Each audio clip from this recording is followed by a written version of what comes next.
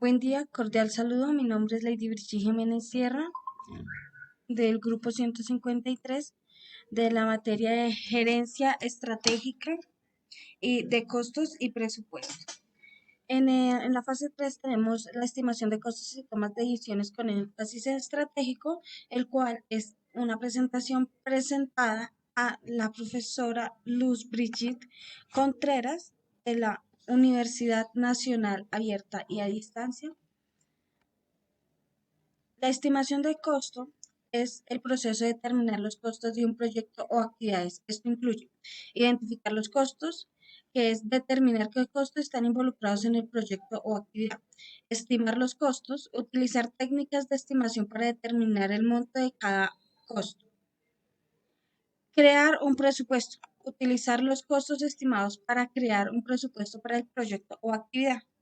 En la toma de decisiones con énfasis estratégico, tenemos la toma de decisiones con énfasis estratégico implica considerar las implicaciones a largo plazo de las decisiones y cómo se alinean con los objetivos estratégicos de la organización. Esto incluye analizar las opciones, identificando y analizando las diferentes opciones disponibles, evaluar los riesgos y beneficios, evaluando los beneficios potenciales de cada opción, seleccionar la mejor opción que se alinee con los objetivos estratégicos de la organización.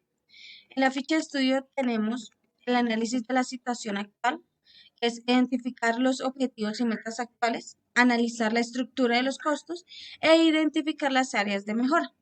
También tenemos el análisis del entorno, que es análisis de la competencia, análisis del mercado y el análisis de los factores económicos.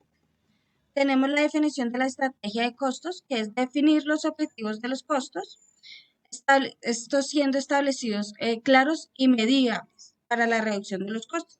Identificar las áreas de enfoque, desarrollar una estrategia de costo. La implementación y monitoreo es implementar la estrategia de costos asegurándose que se esté cumpliendo con los objetivos. Monitorear y evaluar para que estos sean ajustes a sus necesidades. Comunicar y educar. Comunicar y educar a los empleados todas las estrategias de costos y su papel como la implementación. Herramientas y técnicas. Análisis de costo-beneficio, análisis de sensibilidad y la teoría de la restricción. Tenemos como importancia la mejora de la eficiencia, mejora la competitividad y mejora la rentabilidad. En la línea en la línea de tiempo para la estimación de los costos, tenemos que la fase 1 es la planificación, que es de 1 a 2 semanas, identificando el análisis del proyecto, el alcance, estableciendo el presupuesto inicial e identificando los riesgos. En la fase 2, que es identificar de costos, en la semana 3 y 4, que es identificar los costos directos, los costos indirectos y los costos de riesgo. Tenemos la estimación de costos, que es en las semanas 5 y 6, utilizando técnicas de estimación, estimar los costos y revisar y ajustar lo que sea necesario en los costos. En la fase 4, revisión y aprobación de la semana 6 y 7, revisando la estimación de los costos, obtener una aprobación y actualizando el presupuesto. En la fase 5, monitoreo y control. Este es el monitorear los costos, identificar la desviación y actualizar la estimación de los costos. Conexión entre análisis e innovación. Tenemos que es los métodos de estimación de los costos.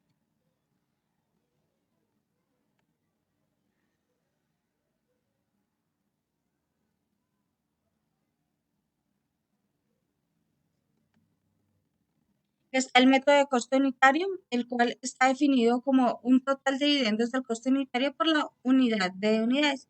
Está el método de la curva de aprendizaje, está el método del precio de venta y está el método de la estimación paramétrica y el método del análisis de regresión.